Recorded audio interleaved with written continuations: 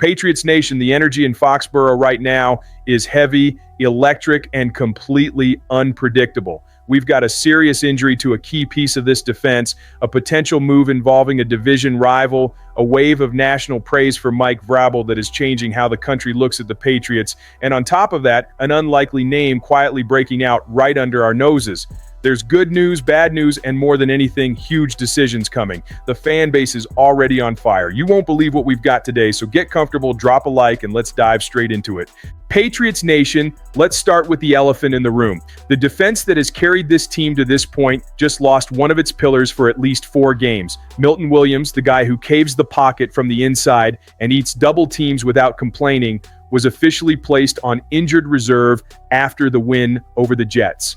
It happened right at the start of the game. He limped off, tried to come back, showed that toughness fans love, but in the end the diagnosis came in heavy, high ankle sprain, and now he's locked into the training room for a while. That changes a lot in practice. Without Williams, the middle of the defensive line loses not just an efficient pass rusher, but the guy who did the dirty work, occupied space, closed gaps, and allowed Christian Barmore and the rest of the group to shine. He was playing the best football of his career, dominating on key snaps and helping turn this defense into a wall that really does bring back memories of the old Patriot way. When a player at that level goes down, the entire defensive staff needs to adjust. The rotation changes, the game plan changes, and most importantly, the margin for error shrinks. At the same time, this whole situation throws something in our face that we've been talking about for weeks.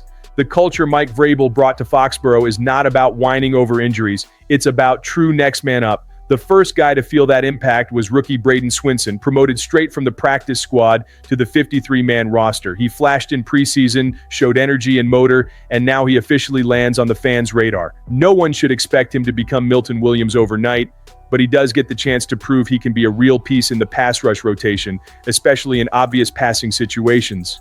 And that's where the big question that is going to split the fan base comes in. Is it enough to trust Swinson, Cory, Kyrus Tonga, Joshua Farmer, and the rest of the group? Or does the front office need to attack the market so this 9-2 season, with New England fighting for the AFC's #1 seed and the defense as the heart of the project, doesn't slip away?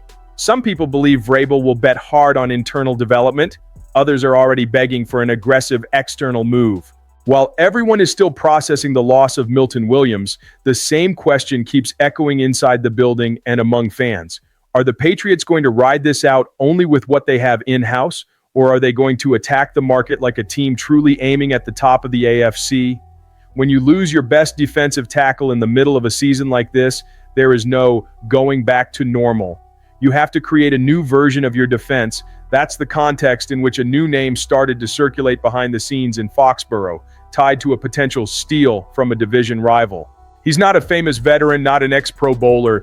He is the exact kind of target the Patriots love. Young, cheap, physical, and hidden at the bottom of someone else's roster. A 6'4" defensive tackle, around 300 pounds, long arms, the perfect frame to play 1 tech or 3 tech inside.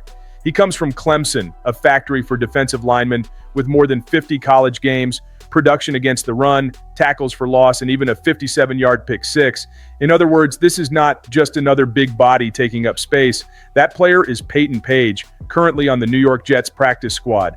The schematic fit makes a ton of sense. With Milton out, Christian Barmore becomes the primary focus of interior protections, and Page brings exactly the profile that helps absorb doubles, hold gaps, and push the pocket on early downs. In New York, local media has already labeled him one of the hidden gems of this undrafted class, praising his run defense and first step explosiveness. So, he's not a throw-in. He's a player the Jets clearly want to develop, but who ended up buried behind a deep interior rotation. And that is exactly where a true contender can be sneaky. By rule, if the Patriots want Page, they have to bring him straight onto their 53-man roster. You can't raid another team's practice squad and then stash the guy on your own. That means a cut, an IR move, or some other back-end roster adjustment would be required. And that's the decision that could absolutely blow up the comment section. Is it worth messing with the bottom of the roster to steal a promising defensive tackle from the Jets just days after beating that same rival in primetime and losing your starter at the same position? Some fans see a move like that as a clear signal that the franchise is all in, protecting its physical identity on defense. Others would rather lean on Deran, Tonga, Farmer, and Swinson and trust the development arc. But whether you like it or not, right now Peyton Page stands out as the most logical external target to turn a massive problem into an opportunity down the stretch. And that wasn't even the most surprising storyline of the day, because while everyone was debating reinforcements, something much bigger started to take shape. Confirmation that this Patriots turnaround is not luck, not a weak schedule, not some random hot streak. It's culture, it's leadership, it's Mike Vrabel changing everything from the locker room to the field, and finally getting national recognition from people who have really understood what goes on in Foxborough for the past 2 decades. Back before the season even kicked off, one of the greatest defensive players in franchise history made a prediction that many people chalked up as pure hype. Vince Wilfork, a living legend, said, without blinking, that the Patriots were going to take the league by storm and shock the world. A lot of people laughed, a lot of people doubted, but now with this team sitting at 9-2, riding an 8-game winning streak and duking it out for the AFC's #1 seed, it's obvious Wilfork was seeing something the rest of the country just couldn't yet. He knows Vrabel better than any TV analyst ever could. Wilfork saw his former teammate up close as a player, as a leader in the locker room, and then as a coach.